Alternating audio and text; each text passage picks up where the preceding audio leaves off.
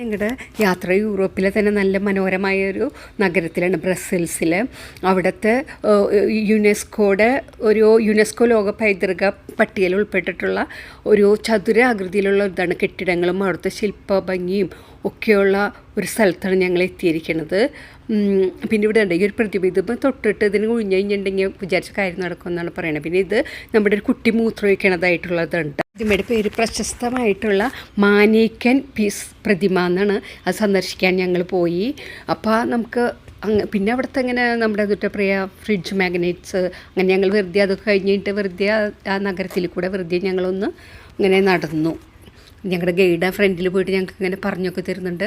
അയാൾ ആ സ്ഥലത്തിൻ്റെ ചരിത്രപ്രധാനമായിട്ടുള്ള സ്ഥലങ്ങളെ പറ്റിയും അതിൻ്റെ ഓരോരോ നിർമ്മിതികളൊക്കെ എങ്ങനെയാണ്, ഏതു വർഷമാണ് അതിനെ പറ്റിയൊക്കെ ഞങ്ങൾക്ക് നല്ല വിശദമായിട്ടാണ് ഞങ്ങൾക്ക് അതിനെ പറ്റി എല്ലാം ആ സ്ഥലത്തെക്കുറിച്ചിട്ട് നന്നായിട്ട് ചരിത്രപ്രധാനമായിട്ടുള്ള എല്ലാ സംഭവങ്ങളും ഞങ്ങൾക്ക് നന്നായിട്ട് വിവരിച്ച് തന്നു.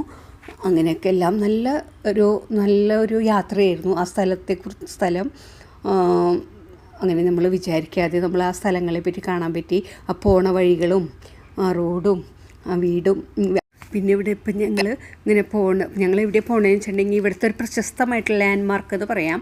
അങ്ങനത്തെ സ്റ്റീൽ ഗോളം കൊണ്ട് നിർമ്മിച്ച ഒരു ശില്പഭംഗിയുള്ള ആൻറ്റോമിയം കാണാനായിട്ടാണ് ഞങ്ങൾ പോയത്. ഇങ്ങനെ ഫുള്ള് ഇങ്ങനെ സ്റ്റീലാണത്, സ്റ്റീൽ കൊണ്ടാണ് അത് നിർമ്മിച്ചിരിക്കുന്നത് ഓരോ ഗോളുകൾ. അങ്ങനെ ഞങ്ങൾ ഇത് ഫുള്ള് സ്റ്റീൽ കൊണ്ടാണ് നിർമ്മിച്ചിരിക്കുന്നത്. അവിടെ നിന്ന് ഞങ്ങൾ കുറച്ച് ഫോട്ടോ എടുത്തു, പിന്നെ അതിൻ്റെ ചരിത്രമൊക്കെ അറിഞ്ഞു. അത് കഴിഞ്ഞിട്ട് ഞങ്ങൾ വേറെ സ്ഥലത്ത് നമ്മൾ ഹോട്ടലിൽ അവിടുത്തെ കാഴ്ചകളൊക്കെ കണ്ടതിന് ശേഷം ഞങ്ങൾ അന്നത്തെ ദിവസം ഹോട്ടലിൽ താമസിക്കുക. ഇനി നാളത്തെ വിശേഷങ്ങൾ നാളെ പറയും. ഇപ്പം ഞങ്ങൾ ഹോട്ടലിൽ